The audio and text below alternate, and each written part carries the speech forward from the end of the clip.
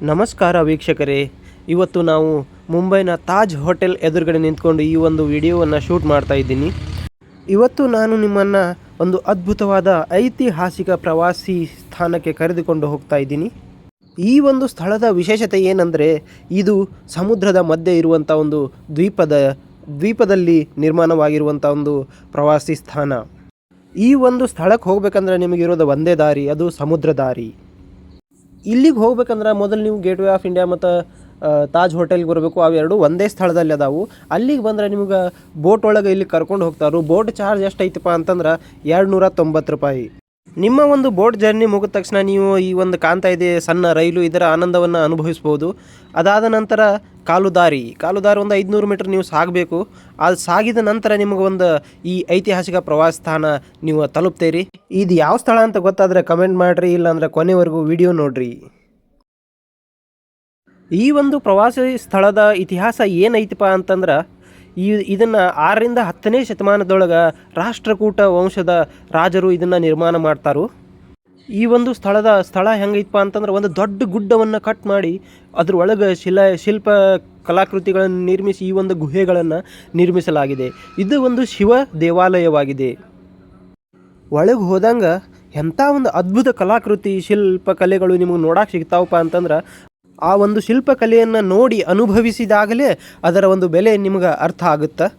6ನೇ ಒಂದು ಶತಮಾನದೊಳಗೆ ಅವರು ಇಂಥ ಒಂದು ಕಲಾಕೃತಿಗಳನ್ನು ನಿರ್ಮಾಣ ಮಾಡ್ತಾರಂದ್ರೆ ಅವ್ರು ಎಂಥ ಕಲೆಗಾರರು ಇರಬಹುದು. ಇಲ್ಲಿ ಬಂದು ನೋಡಿದ್ರೆ ನಾವು ಎಲ್ಲಿ ಬಂದವಪ್ಪ ಅಂತ ಹೇಳ್ಕಸ್ ಅನ್ನಿಸ್ತೈತಿ ನಿಮಗೆ.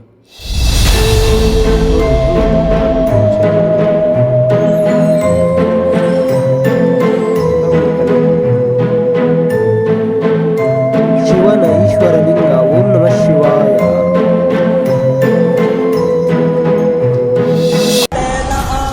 ಇದೇ ನಮ್ಮ ಮೂಲ ಮಗ. ನಮ್ಮ ಹಿರಿಯರೆಲ್ಲ ಇದ್ದದ್ದು ಇಲ್ಲೇ. ಅದೊಂದು ದೊಡ್ಡ ದಂತಕತೆ. ಎಂತ ದಂತಕತೆ? ಕಾರಣಿಕದ ಕಲ್ಲ ಅಂತ. ಯಾವಾಗೆಲ್ಲ ಮನುಷ್ಯ ಧರ್ಮದ ಕಡೆಗೆ ಸಾಕ್ತಾನ, ಧರ್ಮ ಕಾಪಾಡಲಿಕ್ಕೆ ಈಶ್ವರ ದೇವರು ಗಣಗಳನ್ನು ಕಳಿಸ್ತಾನೆ ಇರ್ತಾನೆ. ಆ ಎಲ್ಲ ಗಣಗಳು ಬಂದು ನೆಲೆಸಿದ್ದು ಈ ಪುಣ್ಯ ಮಣ್ಣಿನಲ್ಲಿ.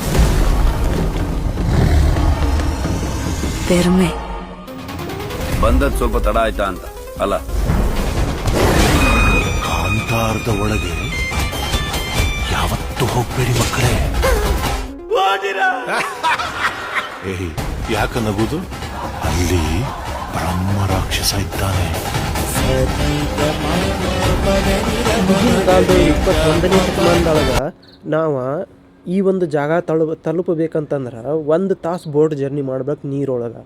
ಆದ್ರೆ ಆಗಿನ 6ನೇ ಶತಮಾನದೊಳಗೆ ಆ ಒಂದು ಜನರು, ರಾಜವಂಶದವರು ಈ ಒಂದು ಸ್ಥಳಕ್ಕೆ ಹೆಂಗೆ ಬಂದಿರ್ಬೋದು, ಬಂದಿಕ್ಯಾರು ಇಂಥ ಒಂದು ದೊಡ್ಡ ಒಂದು ಗುಡ್ಡವನ್ನು ಒಂದು ಶಿಲ್ಪ ಕಲಾಕೃತಿಯಾಗಿ ಗುಹೆಯನ್ನಾಗಿ ನಿರ್ಮಿಸಿ ಇಲ್ಲಿ ಅವರು ವಾಸ ಮಾಡ್ತಿದ್ರಂದ್ರೆ ಅದನ್ನು ನಮ್ಮ ಯೋಚನೆ ಮಾಡೋಕ್ಕೂ ನಮ್ಗೆ ಊಹೆಗೂ ಮೀರಿದ್ದಂಥ ಸಂಗತಿ ಇದೆ.